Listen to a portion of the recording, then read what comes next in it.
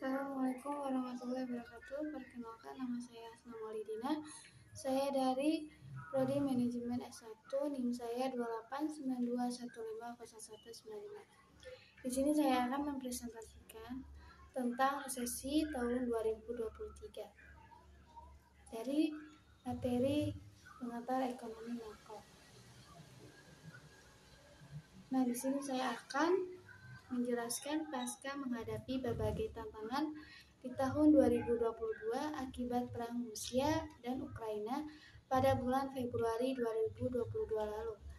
Perekonomian global tahun 2023 nyatanya masih akan tetap dihadapkan oleh tantangan bahkan ancaman resesi yang masih menjadi mimpi buruk bagi negara-negara di dunia.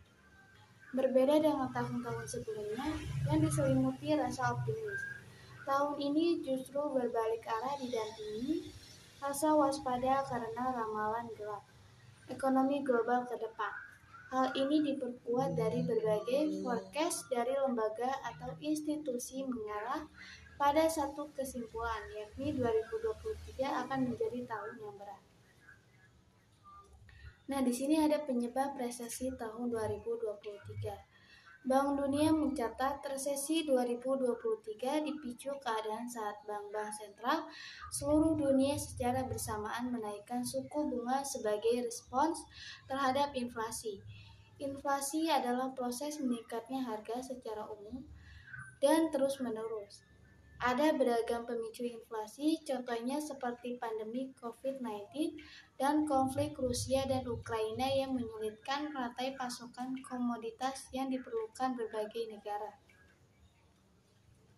Selanjutnya ada risiko yang dapat terjadi saat resesi tahun 2023. World Bank Group Presiden David Malpass menuturkan resesi 2023 berisiko membuat pertumbuhan global melambat. Sejumlah dampak resesi yang berisiko dialami masyarakat diantaranya yakni kenaikan harga kebutuhan sehari-hari termasuk makanan, pemutusan kerja, kenaikan harga pasokan energi, dan naiknya angka kemiskinan.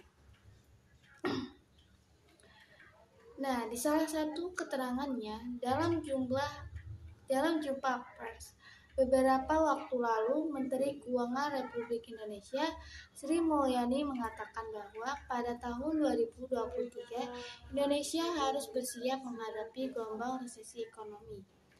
Topik ini menjadi hangat diperbincangkan karena suatu isu yang sangat sensitif akan sangat berdampak bagi perekonomian negara, apalagi perekonomian masyarakat. Pada dasarnya, resesi ekonomi adalah kondisi saat perekonomian negara tengah memburuk. Dikutip dari situs Otoritas Jasa Keuangan, resesi terlihat dari produk domestik bruto atau PDB negatif, pengangguran meningkat hingga pertumbuhan ekonomi real bernilai negatif selama 2 kuartal berturut-turut. Selanjutnya yaitu kita lihat dari segi tindakan pemerintah memperbaiki perekonomian Indonesia. Yang pertama ada menanam modal. Kita sebagai masyarakat harus menanam modal dan kita sebagai pemerintah harus memberitahu kepada masyarakat bahwa kita harus menanam modal. Yang kedua pemindahan pelabuhan ekspor dan yang ketiga dorong pengusaha swasta. Selanjutnya ada 5 langkah persiapan untuk menghadapi resesi tahun 2023. Yang pertama mempersiapkan dana darurat. Langkah utama yang benar-benar harus dilakukan untuk menghadapi resesi tahun 2023 Indonesia adalah dengan mempersiapkan dana darurat. Yang kedua, membatasi pengeluaran pada resesi tahun 2023. Mulai sekarang, kamu harus segera membatasi pengeluaran yang tidak perlu.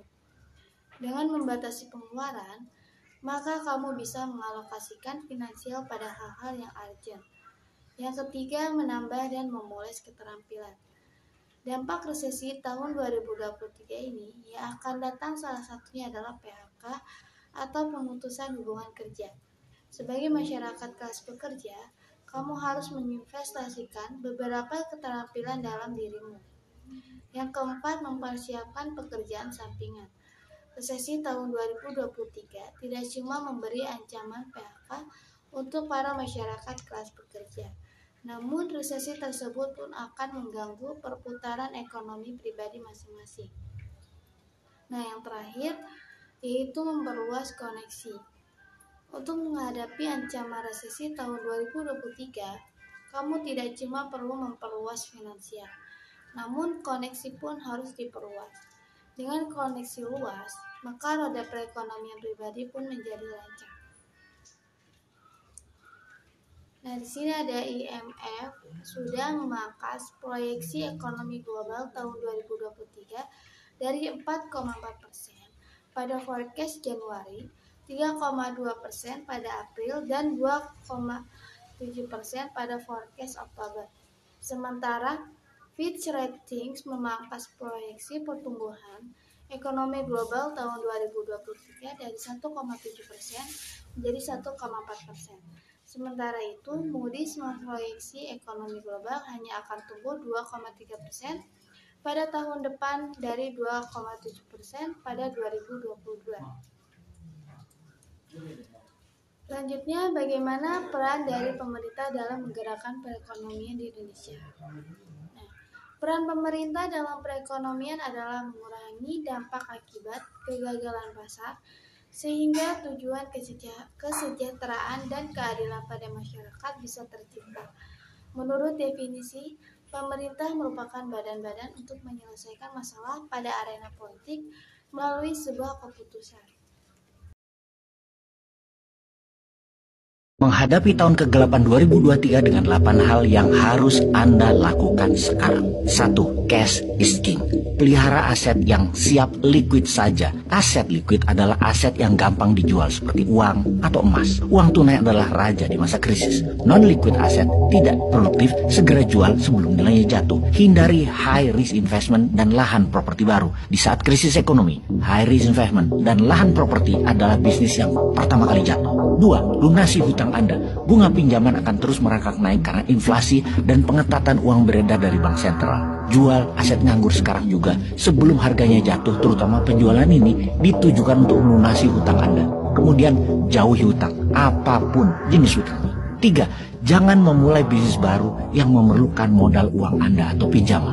4. Kumpulkan mulai sekarang sebanyak mungkin kebutuhan Anda dan kebutuhan keluarga selama 1 tahun ke depan. Pangan dan kesehatan terutama. Anda tidak akan tahu seberapa lama winter kali ini. Pada krisis dunia 2023 kali ini, pengamat ekonomi memperkirakan setidaknya 3-5 tahun untuk recovery penyembuhan ekonominya. PHK besar-besaran akan terjadi. Banyak risiko pendapatan tetap akan hilang. 5. Lindungi diri Anda dan keluarga Anda dengan asuransi kesehatan dan asuransi jiwa. Kemudian, letakkan uang Anda di emas. Logam mulia adalah aset. 6. Efisiensikan pengeluaran. Hemat apa yang bisa dihemat dari operational expense.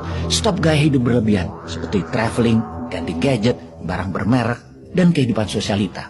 7. Jangan menangkap pisau jatuh. Don't ever catch the falling knife. Akan mulai bermunculan aset-aset murah karena owner butuh uang, atau harga saham murah yang Anda nafsu untuk diserok, juga harga kripto yang lagi turun. Jangan tergoda karena tidak bisa diprediksi seberapa dalam jurang kejatuhan harga-harga aset tersebut dan sulit untuk memprediksi kapan harga aset akan naik lagi. Jangan rakus. 8. Jaga kesehatan psikologi dan biologi Anda.